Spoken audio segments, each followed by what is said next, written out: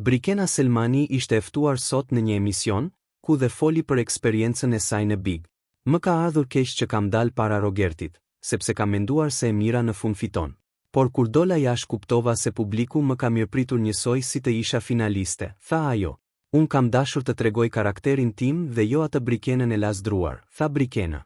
Brikena ka treguar edhe për raportin e dashurisë me Mateon, që tashmë po e shijojnë jashtë shtëpisë më të famshme të Shqipërisë. A janë akoma bashkë ata dy apo jo? Ajo tha se kur vi në Tiranë jam në prezencë të Mateos gjithë ditëve. Ndihem shumë mirë me Mateon dhe shpresoj më të mirën dhe të mos ndahemi. Nuk do doja ta mendoja fare ndarjen me të, u shpreh Brikena.